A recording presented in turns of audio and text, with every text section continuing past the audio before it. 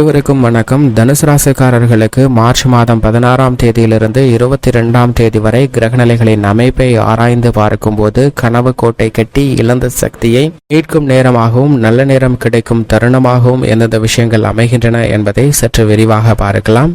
March 16ஆம் தேதி முதல் March 22ஆம் தேதி வரை கிரகநிலைகளின் அமைப்பை ஆராய்ந்து பார்க்கும்போது நிச்சயமாக பல்வேறு வகையில கனவு கோட்டையை கட்டி இதை அடைவதற்காக இப்ப நல்ல நேரம் வரும், நாம ஜெயிச்சிடுவோம், முன்னேறிடுவோம், நம்ம வாழ்வில இந்த நல்லது நடந்துடும், இப்படி அதிரடியான திருப்பம் ஏற்படும் என்று பல தினங்களாக பல வருடங்களாக காத்து கொண்டிருந்தாலும் கூட நம்மளுடைய சக்தி அனைத்தையும் இழக்கக்கூடிய ஒரு சூழ்நிலை ஏற்பட்டதே தவிர நல்ல முன்னேற்றம் நிறைந்து கிடைக்க இயலாத ஒரு அமைப்பாக பார்க்கப்பட்டது. ஆனால் தற்போது கனவு கோட்டையை கட்டி இழந்த சக்தி அனைத்தையும் மீட்கக்கூடிய வகையில் நல்ல செய்தி கிடைக்கும் தருணமாக மார்ச் மாதம் 16ஆம் தேதியிலிருந்து 22ஆம் தேதி வரை அமைவதற்கான சாத்தியக்கூறுகள் உள்ளன என்பதை பல கிரகநிலைகள் தெளிவாக உறுதிப்படுத்துகின்றன. ஏனென்றால் இந்த தருணத்தில் பல அதிரடியான மாற்றங்களை கிரகநிலைகள் நிச்சயமாக ஏற்படுத்தி கொடுக்க போகின்றன. ஏனென்றால் முரண்பாடான கிரக சேர்க்கையும் அதே சமயம் யோகம் தரக்கூடிய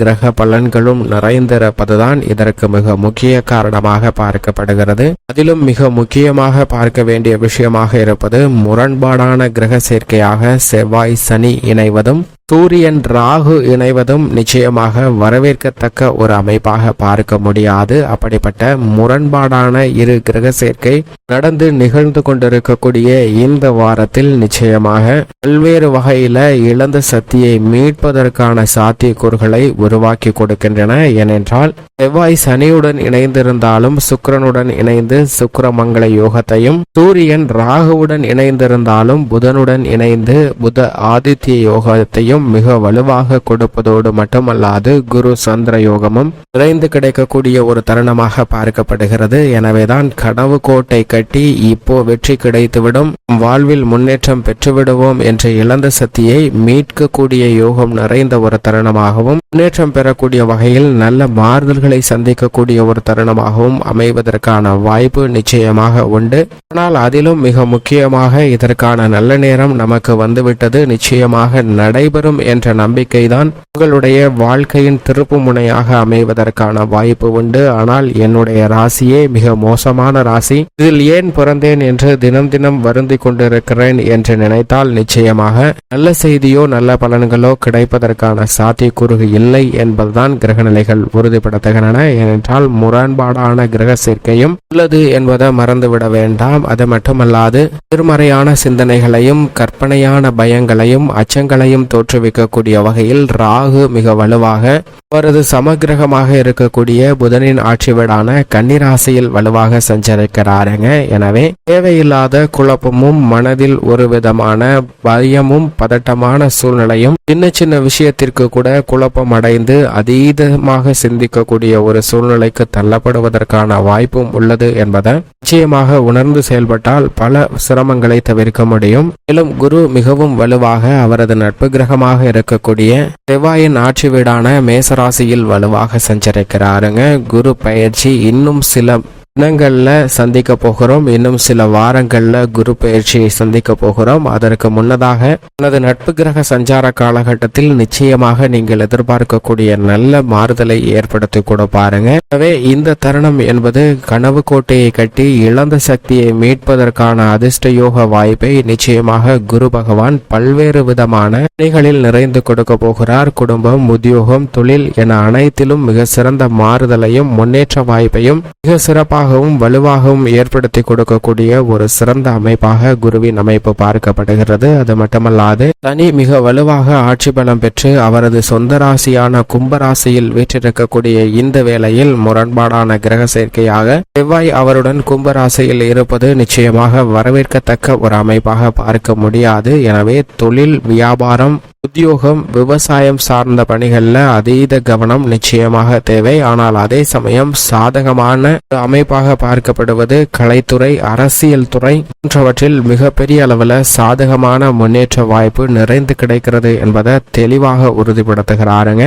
என்றால் இந்த தருணத்தில் சுக்கிர மங்கள யோகம் மிகவும் அபரிவிதமாக உண்டு. சுக்கிரனும் செவ்வாயும் இணைந்திருப்பது தனியன் ஆட்சி வீடாக இருந்தாலும் கூட சில நல்ல மாறுதலை பெற்றுத்தரக்கூடிய ஒரு அமைப்பாக கும்பராசி சஞ்சார காலகட்டம் நிச்சயமாக அமையும். எனவேதான் நல்ல செய்தி நிச்சயமாக கலைத்துறை அரசியல் துறை சார்ந்த பணிகள்ல மிகவும் அமோகமாக கிடைப்பதற்கான யோகம் உண்டு. மிகவும் வலுவாக குருவின் ஆட்சி வீடாக இருக்கக்கூடிய மீன ராசியில் சூரியன் அவரது பகை கிரகமாக கருதக்கூடிய ராகுவுடன் இணைந்திருக்கிறாருங்க. ஆனால் நட்பு கிரகமாக இருக்கக்கூடிய புதனுடன் சஞ்சரிப்பது நிச்சயமாக ராகு சூரியன் முரண்பாடான கிரக சேர்க்கை என்றாலும் கூட புதனுடன் இணைந்திருப்பதால் புத ஆதித்ய யோகம் மிகவும் வலுவாக கிடைக்கிறது. புதன் வலுவிழந்து நீச்சம் பெற்றிருந்தாலும் கூட புத ஆதித்ய யோகத்தின் காரணமாக பல்வேறு விதமான சங்கடங்களை சாதகமாக மாற்றிக்கொள்வதற்கான வாய்ப்பும் யோகமும் நிச்சயமாக கிடைக்கிறது என்பதில் சந்தேகமே இல்லை. மேலும் இந்த தருணத்தில் சந்திரனின் அமைப்பை ஆராய்ந்து பார்க்கும்போது சந்திரன் மிக வலுவாக நல்ல மாற்றத்தை ஏற்படுத்தி கொடுக்கக்கூடிய வலுவான அமைப்பில் பெற்றிருக்கிறார். குரு சந்திர யோகமும் நிறைந்து கிடைப்பதால் கனவு கோட்டை கட்டி இழந்த சக்தியை மிக சிறப்பாக மீட்பதற்கான நல்ல பல சந்தர்ப்பங்களையும் வாய்ப்புகளையும் நிறைந்து கொடுக்க போகிறாருங்க. குரு சந்திரன் உட்பட பல கிரக நிலைகள் இதை சாதகமாக பயன்படுத்தி கொண்டால் நிச்சயமாக வாழ்வில் முன்னேற்றமும் பொருளாதார ரீதியான வளர்ச்சியும் நிறைந்து கிடைப்பதற்கான யோகம் உண்டு. கிரகநிலைகளின் அமைப்பு இப்படி இருக்க குடும்பம், உத்தியோகம், தொழில் சார்ந்த பணிகள் எப்படி அமைகின்றன என்று பார்க்கும் போது தனுசு ராசிக்காரர்களை பொறுத்த வரைக்கும் ராசியின் அதிபதியான குரு மிக வலுவாக உச்சபட்ச வளர்ச்சி கொடுக்கக்கூடிய பஞ்சமஸ்தானத்தில் வீற்றிருக்கிறார். எனவே குடும்ப ரீதியாக ஒற்றுமையும் மன அமைதியும் நிறைவும் பெறுவதற்கான அதிர்ஷ்ட யோக வாய்ப்புகள் உண்டு. எதை செய்தாலும் நன்கு திட்டமிட்டு சிறப்பாக செய்வதற்கான அதிர்ஷ்ட யோகம் நிறைந்த ஒரு தருணமாக அமைய போகிறது என்பதை தெளிவாகவும் துல்லியமாகவும் உறுதிப்படுத்துகிறாருங்க.